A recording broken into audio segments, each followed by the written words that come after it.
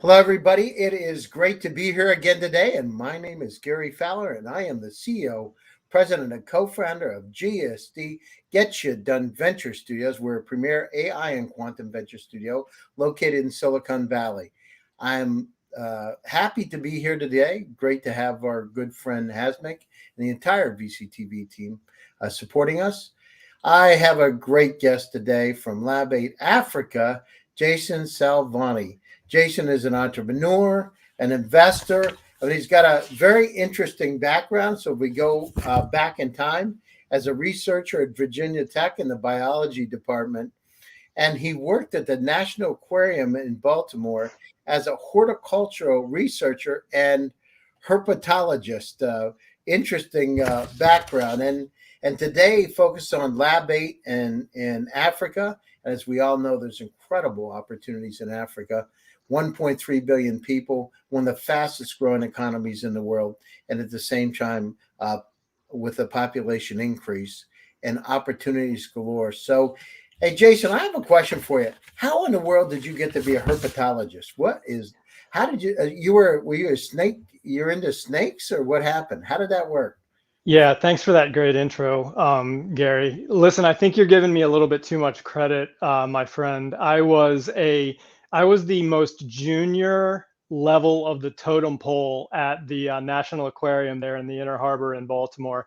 Worked with some amazing, doctorate candidates and PhDs there in both horticulture, which is obviously, plants, trees, and how they relate to the ecosystem, and herpetology, which is reptiles. And we had an amazing ongoing integration experiment with poison dart frogs, poison arrow frogs.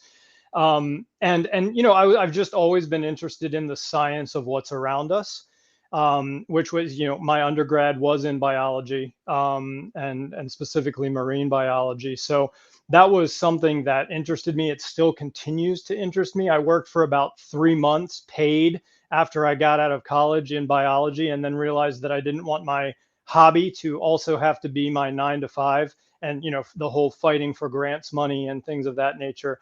So I shifted to finance very quickly after getting out of college. But amazing experiences, and it still consumes a ton of my time because it's always been a passion of mine. So yeah, first of all, you gave me too much credit. I would take it if it wasn't for the hard work of the actual doctors that were supervising me. But yeah, it was a lot of fun. I learned a ton. Obviously learned a ton that serves me well now in terms of the scientific method and just the rigors of science, and dogma versus fact and things of that nature, that still very much serve me well on a day-to-day basis. But yeah, that was a blast from the past, Gary. No, it's amazing to me. So what did you do? Like, I'm real curious. So they had curare off of those, was it curare off of the poison dart frogs, or what did you do? I mean, that's interesting. Yeah, a lot of grunt work, making coffee and transcribing research notes and things that you would imagine, a bio intern researcher does, right? But they were very, very good at getting us as junior members of the team involved in the process. And the the poison dart frog experiment that I mentioned was Dr. Sandy was the one that was in charge of that, and super intelligent, driven woman. And she was looking for the reason, the causation of the poison that was excreted in the skins of the amphibians, right? So, and she solved it, right? The poison dart frogs at the National Aquarium in Baltimore are not poisonous. Why is that? How can that? Right. It is a naturally occurring ant in their natural habitat that these frogs consume, that they eat for food. And it has the double benefit of, number one, providing them with the nutrition that they need, but also the poison comes into their body and is concentrated and excreted through their skin from this one species of ant. Because that ant didn't live in the aquarium, the two species, the Dendrobates and the Phyllobates species that they worked with were non-poisonous, non-poisonous to any extent, Wow. because And that now, poison. okay, I got it though, but did you ever pick them up in your hand after somebody Yeah, said they're not look, poisonous? yeah, absolutely. Did After you they ever say told to me that. anybody, oh, I'm not feeling well? Yeah. Yeah, I feel like I was a bit too nervous, even with my trust in the senior docs there. That and not to mention they're about as big as my pinky nail. I mean, they're tiny little Oh, I things. didn't know that's Oh, thumbnail, pinky nail between those two sizes. Very, very small amphibians. So trying to catch them is a lot of fun, and so you're more worried about that when they tell you that. But on the first day, it was quite interesting. I feel like they could have done a whole hazing ritual around that well, had they they could have done chosen it. They to. said, put a blindfold on. Let me stick a couple of these in Yeah, your hand, right? exactly. And how poisonous are those frogs anyhow? I mean, if they get on your skin, will they really kill you? They can, yeah. I mean, dependent upon, it's all based on the, I guess, potential victim, if you want to call them that. Handler, I guess, is a more benign term. But for small children, up against their skin, then yes, that's absolutely could potentially be fatal. And they're named that because the indigenous peoples that lived around these species of frogs would actually dip their arrowheads, into this poison and then utilize it Well, no, would they take it? in Would they battle. just rub their arrowheads on the back of the frog? Is that what they Pretty would much. do? Yeah, yeah. From my readings, that's typically how it was Wow, that's administered to the amazing. weapon. Yeah, That is it's a neat little story. Yeah, for sure. Wow, that's amazing. Okay, so you go from that. What did you just have this experience one day, and the light goes off in your head, and you say, "Oh, I want to become the VP of operations as HNW Exchange." Did it happen one day and say, "I'm not going to do this anymore. I don't want to do this with these frogs. I want to do something else. I'm going to be the VP of operations." How did that work? Yeah. So interestingly, I was taking a course at NYU, starting. I was starting my MBA because biotech company that I was working for, actually, we were on the 71st floor of the Empire State Building, which is pretty much in hindsight, it's the only reason I took the job. I feel like was the view. But I started with this finance course at NYU, and my professor saw how interested I was in it. I was commuting from Connecticut on the Metro North at the time, and I was just, voraciously reading everything I could on finance, investing, everything else. And he said, how would you? I see that you're interested in this. You have a knack for it. Can I set you up with an interview? You have the potential to make in a month what you're making in a year now. And I don't know any 22-year-old that would not take that interview. So I did, and I got into kind of very quickly thrown into the deep end of finance in New York, working on Wall Street. So that Well, led me, and then that led me to an interest in venture capital. So years later, here we are with Lab 8 Africa. So. yeah, okay, so but you went through that. You went to Colab Jacks, and you went through a number of different companies. Brilliance Labs, director of operation. Okay, so how did it go? So you started getting into startups. What made you start to get into the whole venture builder startup group? Great question, Gary. And again, looking back, it seems very organic. Um, I was running a software company with two amazing technical co-founders at the time, Greenview Data, and we were an email and network security company. Homegrown, started in Ann Arbor when I was out there. With a University of Michigan alum as our CEO and lead programmer, solving a problem that everybody was seeing every morning when they woke up at the time. Spam email. Out of 120 emails you received per day, probably 110 of them were spam at that point. That was the Nigerian princes and the just all of those. Oh, I remember those. All right, so this was Well, around that I just time. want to let your benefactor, one of your great uncle, great Yeah, great uncle yeah. has passed away, and there's a $15 million in this bank. Yeah. However they're related to you or unrelated, you were getting, everybody was a billionaire every morning when they woke up and opened up their inbox, right? So, I remember um, a friend of mine one time told them, listen, I'm not going to be able to do it, but my friends who's ultra high net worth, at the time I was just, a poor country boy. He said he might want to do it. So why don't you give him a call? And he gives him my phone number. I thought it was my friend. So I got a call and said, well, we'd like to do this. And at the very end, if you wire $10,000 on, that'll open up everything up and we can get started in this journey for your $15 million, I believe at the time. And I'm like, well, listen, I'm not sure you are who you are. If you wire me the $10,000, then I'll make sure that this is real. But let's make sure that's a 50-50 deal and I'll just wire it back. yeah, I'm pretty sure that they stopped taking your calls after that Yeah, deal. yeah, Yeah, absolutely. It yeah, was interesting though. Those were the days. It's different now. Nigeria yeah. is a burgeoning place with incredible opportunities, right? It really is. It really is. So, starting that software endeavor, got me, and then we began as we grew, kind of through our pivots, we realized at the time software as a service was a brand new thing. So not only were we selling a company when we were talking to potential customers and channel partners, strategic partners, we're selling a category, right? And everybody in your audience knows how hard that is. Potentially very, very lucrative, right? But also extremely hard, right? There's always that risk reward balance. But we were raising funds for Greenview at the time, and I hooked in with a couple of investors and realized that was something that I wanted to do long term. So myself and three of the potential investors that I had spoken to about my software company at the time started Augusta Enterprises, and that ran for almost 14 years. We just wound it down about 2.5 years ago. And pretty much everything that you see on my CV, in a growth, position were portfolio companies for Augusta Enterprises. We had some amazing, partnerships there. We had some amazing, co-investors. We had great partners. Obviously, I worked with them for a decade and a half, so obviously I think the world of them.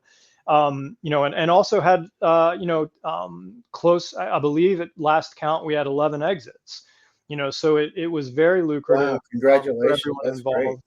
Thanks, Gary. Yeah, like I said, it was definitely, it started as a labor of love. We had access to some fantastic Midwest investors at a time where those guys were really kind of the redheaded stepchild, right? Anything in flyover country, no one believed that there were investors there, and everyone that really thought about it that was in the industry knew that that was just a fallacy, a huge fallacy, right? Because amazing investors that can add not only financial capital but growth capital and the resources to help you, Well, I'm help just your trying to find them, Jason. It's not like Silicon Valley. It's a lot harder from my perspective. It's not like they're on yes, Sand Hill Road. right. They're scattered all over the place. And the key is how do you get to them? How do you get that warm connection? It's not that they don't exist, but they're probably a bit more conservative too, from my experience, than Yeah, and that can work in your favor, right? I mean, that can obviously work in your favor because you have that time through that due diligence. When you say conservative, I hear um, more active due diligence, right? That's kind of what goes through my mind when you say that term conservative, and that really gives you the opportunity to build the relationship. The investor, the LP portfolio company GP relationship. It gives you that time and that opportunity to build that relationship. And I felt with some of, and this is just an N of one, for me and my firm, but it gave us the opportunity that once the pen was to the paper and we were, true partners, we felt a lot tighter, a lot closer, and we kind of knew each other, and knew the portfolio company's needs, sometimes more so than the quick due diligence that you and I are both used to now in 2021. So. yeah, no, it's changed a lot. So okay, so you get out through that. How do you get to where you are today? And there's one thing. There's one thing in there. It says Montgomery Camp and Conference Center. What is that thing all about? Because it's like, okay, you got all this stuff, you're working up to it. I see the biotech, got that. Look at the venture building stuff. got that. How did this thing come in? Was it just one day you said, "Oh, I want to work at, I want to be on the board of the Mercury Camp and Conference Center"? Was that what is that anyhow? Yeah, I mean that's kind of how it happened. Was I was just kind of dropped into the fire with that. So Montgomery Camp and Conference Center is kind of just what the name implies, right? Or states very explicitly, I should say. It's a camp. It started as a summer camp. It's been around since the late 1950s. It's 167 acres, 3 lakes, and just beautiful wooded 167-acre property out near Gainesville, University of Florida. If people don't know Gainesville, they know University of Florida. So it's out in that neck of the woods, quite literally in this case. And my kids had gone there, and they were in financial trouble, and they were bringing on a new board of directors. And their old business model was retired pastors on the board of directors, and they shifted gears very quickly, out of necessity, because the financials of the camp were hurting, and so they got myself and just a bunch of other entrepreneurial minded business people. The chairman of our board now and for the last 2 years is an entrepreneur himself. He started a paperless digital transfer company out in Gainesville. He just sold that, had an exit. So they brought us in to turn the camp around, and because Well, that must have been exciting, though. That's a big departure from what you were doing. It's like, yeah, you just wake up one day and say, I think this is going to be a lot of fun. Always wanted to be in a camp. yeah, absolutely not, Gary. I absolutely got roped into that. Some people have these visionaries, like they're on their soul searching travel, like Carlos Castaneda kind of thing. And they say, one day I want to do it. I've heard it. I've done it myself, went back to university when had gone through some things and decided to go back to university at a later age. I went, that we do have those experiences, but it's just fascinating. What did you find out? So what was the one thing going down through it? What was so the financial trouble coming in? How was it coming out? How was it? 2 years, a little over 2 years later.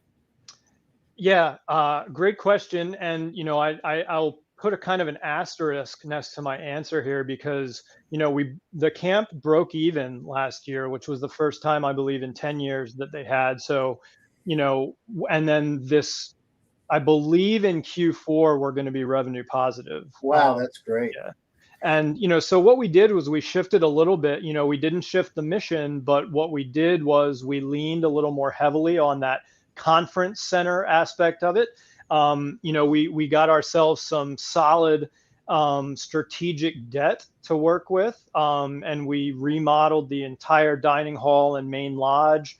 Put a cigar room in the fireplace room. Wow, in the back. That's great.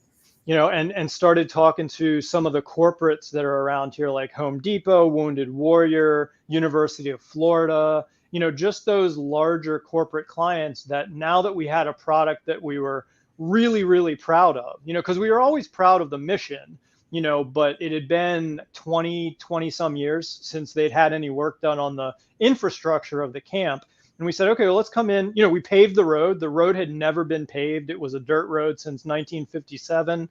And paving a half-mile road is expensive. I think it cost us $150,000 just to pave a road, right? But that's our front door. That's our storefront. And when we take care of the minutia, right, the small things like that, it opens up the bigger things like access to the University of Florida, faculty to come for a professional retreat, or, having the local Kiwanis Club come out every Wednesday for breakfast. Just kind of the little business model stuff that had been, and that's sometimes just makes a difference, right? Absolutely. Just changing, bringing in some of the private sector, and, you can still have these, things that do right and help youth or whatever. But at the same time, if you can bring some revenue in, it changes the model completely. People don't sometimes understand that, they're diamonds in the rough. Some of these camps are unbelievable, actually. I Yeah, mean, just not the only geography alone is amazing, right? geography. I mean, we used to have. I know one camp that we had in Pennsylvania. People would do offsites, and there was a cabin that top executives from one of the Fortune 500 companies had at one point in time where they would do retreats. So it was in a the university purchased it. We have the most incredible. I mean, this was one of the most beautiful camps I've ever seen in my life, and turned into a nice revenue generating opportunity because they would bring corporate clients in and they would have events there, and so it really sustained it the rest of the year. So we could get it at a discount price as part of the university, as part of the student, but at the same time incredible. So now you're right. Okay, so how in the world? So you've been working for 1 year and 6 months with Lab 8 Africa. How did you get involved in Africa? Did you wake up one day and say, "Oh, I want to go down to Nigeria, Kenya, Ghana, and I think there's a great opportunity"? Or what? What made you get involved? And tell us a little bit about Lab 8. Sure, absolutely. Yeah, I mean, to be honest, we mentioned at the front of the show that, I was and still am kind of a, biology nerd. Well, along with biology, I feel like hand in hand goes geography, right? So I've always been, I was the kid in like first grade that could name all the countries in the Middle East or Europe or Africa on a map, right? But it's always just been easy for me because of my interest in it. My dad went over to Nairobi for a long business trip years and years ago. I was probably, freshman in high school. I don't remember exactly when, but just came back with these amazing stories and, just about the people, right? It wasn't, he never talked about his work. He was with the Department of the Army for, 100 years. Never talked about his work, but always told us about, the people that he met, the places that he went, kind of like you said, offsites earlier. I feel like when you're on a business trip, that's what you're seeking out, is how do I actually get to know the area and not just a conference room at a hotel. And it really piqued my interest in Africa. Then of course I was, introduced to, hundreds, if not thousands of amazing, Africans throughout college and my career. I mean, living in Manhattan, you meet people from all over the world, and I just kind of keyed into that geography then as well. And I went myself to Nairobi soon thereafter. And we had the opportunity, and you and I know how networks work. Everybody that's listening to this show knows how your networks work. You're not really sure how you get introduced to people, but they're a friend of a friend, or they're a co-investor, or an employee at a past company. How random sometimes your network functions are. But just it was kind of a serendipitous because the four founding partners were all looking for kind of the next chapter in their life at the same time. And the again, one of my founding partners, Ahmad Al Hadiq, who is originally from Lebanon, spent time in Jordan, the UAE, and now resides in Toronto. He called me up and he said, "Hey, I heard from someone that you're looking for something, looking for what to do next, type of a thing." And I have two partners that I've already identified. One is a founder, an entrepreneur, and a medical doctor who lives in Lagos in Nigeria. And one is a founder and is now a private equity executive living in London. So let's hop on a call and see what comes out of it. And probably a week later, we had Lab 8, Lab 8 Oh, Africa. that's fantastic. It happens Yeah. like that sometimes, doesn't it? It really does. And man, looking back for the last 2 years, that has flown by. Obviously that starts to happen, when you get, to the point in your career that I am now. It really feels like 2 weeks ago that we all met and, kind of built the framework, the wireframe for Lab 8 Africa. But just looking what we've accomplished in those 2 years is absolutely amazing. And I give all the credit in the world to, Joy and Emmanuel and Ahmad, who are my, three founding partners. I sometimes feel like I'm riding their coattails because they're just such amazing people and, amazing at their jobs, amazing outside of their jobs. So I just got really lucky. Well, building a good team. So where do you focus? So tell us a little bit. What does Lab 8 do, and what kind of industries are you focused on there?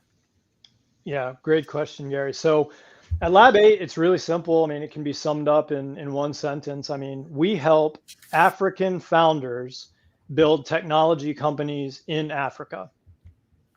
And that's that's the 3-second elevator pitch right there.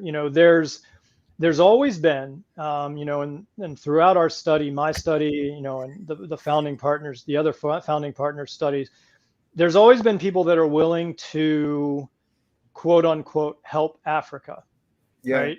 But it typically comes in the form of aid, or kind of a one-time. It's a one-time deal, right? And you and I both know that the only way to build an ecosystem or lift up an existing ecosystem is through representation, access, and resources.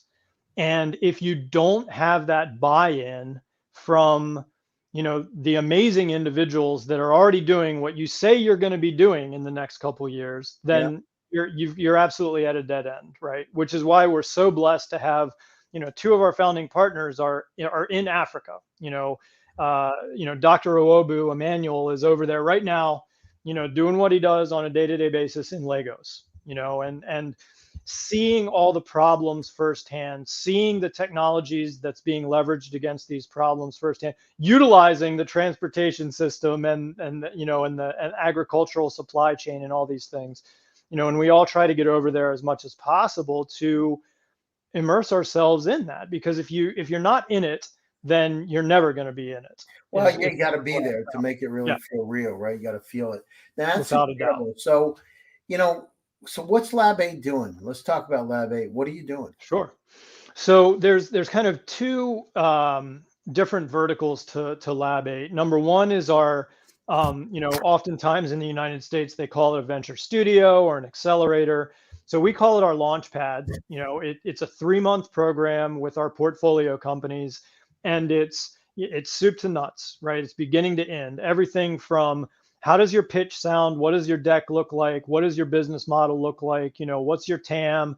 What's your go-to-market strategy? Do you have product market fit? All the stuff that you can, read, in Entrepreneur Magazine or Forbes or whatever, right? But it's hands-on, right? I mean, this Right. is an hours a day accelerator. Our founders are, number one, going through the rigor of our 3-month accelerator with us, but they're also trying to build their business at the same time, right? So, I mean, just all the kudos in the world to our founders, because they're absolutely amazing, pulling double duty for that 3 months. What It's kind of founders, Jason? What kind of founders do you have? What are the backgrounds of them? So, for my great. audience, what do you have? Who do you have? Not their exact name, but what's the profile of them? Are they engineers like yourself? Are they liberal arts? Are they what kind of people are they? It's a completely across the board. It's almost a cross section of society when you look at them, but they all have, they all have the same goal, and they have some of the skill set to get them there. Some to all of the skill set to get Right. them there to launch and grow a successful company. So I think kind of telling you a little bit about what we look for as Lab 8 Africa will tell you a little bit about them. So we initially identified that we wanted to be very tightly aligned, parallel with the Sustainable Development Goals, right? Because the United Nations had already done the work of, figuring out what, the low to middle income countries, needed to do to, boost their productivity and get to where they wanted to be. And 4 of the top 5 of the first 5 sustainable goals are, mitigation of hunger, access to healthcare, education, and gender equality. Those are 4 of the 5. But Jason, And are we really doing it though? I mean, like from your standpoint, I had this conversation. I was in Washington last night myself, right? And the concern is we do a lot of talking, but are we really going down through as not just the U.S. but as a planet, really, and going down through and embracing it and really supporting technologies and or not? What's happening with it? yeah, the short answer to that is no, Gary. Absolutely not. Without a doubt, we are still at this point in 2021, in my mind, paying more lip service to it than actionable strategy and tactics, right? But guess what? That's why Lab 8 Africa exists, because we got sick of talking. I mean, and we're of the generation, us and younger, are of the, of the generation that is sick and tired of talking about it. We're sick of and tired of, kind of leaving it to the politicians to solve, and hopefully that, the trickle down economy and all these bumper sticker ideas, we're sick and tired of it, right? So Well, I love that. I'm gonna have to. I gotta use that bumper sticker ideas. I like that. yeah, I mean, but seriously, I mean, we had when we were kids, we had Captain Planet and Reduce, Reuse, Recycle, and like all this other stuff. That what did it really do? I recycle every week in my households, and just read a huge New York Times report that only 9% of the stuff that we put in a recycling bin ever gets recycled. You want to tell me that we don't have a problem, or I don't have a problem in my average entrepreneurship against? Like, that's a huge problem, and it lives in my garage, right? So I think that what you just asked is, number one, our reason for being at Lab 8 Africa, but number two, it's our challenge, right? It's literally the challenge that we see every day. Can you guys do anything differently than what the politicians have been saying they're going to do, for the last 30, 40 years at this point? But I will tell you that when you have individual, founding teams solving specific problems, I don't know any better way to solve the big issues of our time than to leverage technology and the principles of entrepreneurship and hard science against these problems, and then get, people like we have in our network, people like you, and GSD, to then grow that, to build the layers of the onion, to get it out into the world where these technologies and founding teams need to be. Yeah, no, I agree. I mean, that's part of the challenge is the execution part of it, right? Without a doubt. I mean, the other thing is they just don't have skill sets. Harvard created the first MBA program to teach managers how to manage, not how to be entrepreneurs. So it actually was diametrically opposed, because taking risk in a large company is not something you want to talk about. So, right. There's lots of, but at the same time, there's this beautiful, beautiful environment, the continent of Africa. The opportunities are abundant over there. Yes, there are challenges, but there are challenges everywhere. That's not just there. And the other thing is, sometimes we got to reach our hand out. We got to, shake hands and just, get to know people and understand. Because if you're in front of them, you're near them, you see their pains, you share their successes, you can share it with them. It just works. It's a different kind of model. So listen, we're coming up to the top of the hour. Closing thoughts, or top of the half hour, closing thoughts, and how can people get a hold of you? Sure, absolutely. I mean, you can check out, all of our portfolio companies with an introduction to our amazing founders and, my founding partners that I mentioned. We also added 3 amazing new partners just a couple months ago that I'm super excited about.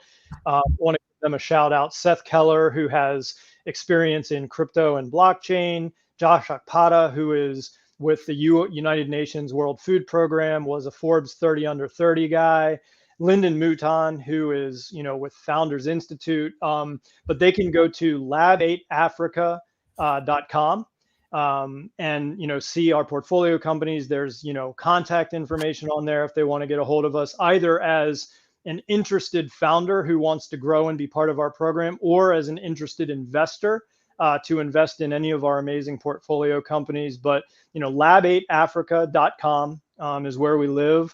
And we're proud of all the information on there, because it represents who we are, what we're trying and succeeding in doing. And more so, probably the bulk of the information that they'll see on there is all about our portfolio companies and our founders, because they're the engine that drives the change that we're looking to make and that they're looking to make. We're just providing resources, right? I tell everybody all the time, we're just like the library and the librarian. You gotta have those kids checking out books. You have to have those adults that are having, discussion groups there, or else the library is just an empty building. That's all we are, just providing access, equitable access and resources to, founders in Africa who are really changing things at the grassroots level. That's great. And how did you ever come up with the name of Lab 8? Yeah, great question. So I told you my partner up in Toronto, Ahmad, he was coming into the country and they asked for a name for his company, and he hadn't really thought about it, but he realized it was his 8th company that he had started and grown. So he called it Lab 8, and it kind of grew from there. We all liked the idea and the story behind it mostly. And we said, yeah, we're definitely on board with that. You know, when we were coming up with the wireframe for Lab 8, he told us that story. We loved it, and we ran with it. That's great. And how do people get a hold of you? Sure, absolutely. They can get me at Jason, Jason, at lab8, LABEIGHT.tech. Or again, they can go to the website. That's lab8africa.com. That's super. So, Jason, I want to say thank you so much for joining my show today. I'd like to thank the entire VCTV team for making the Founders Report possible, Hasmec and company. My name is Gary Fowler, and I'm your host. Stay tuned because I'll be back in another 2 weeks. There's another exciting episode of the Founders Report with Gary Fowler. Thanks, Jason. Have a safe day. Have a healthy day, and be happy. Great seeing you. Thanks again. for having me, Gary. Take care. Take care.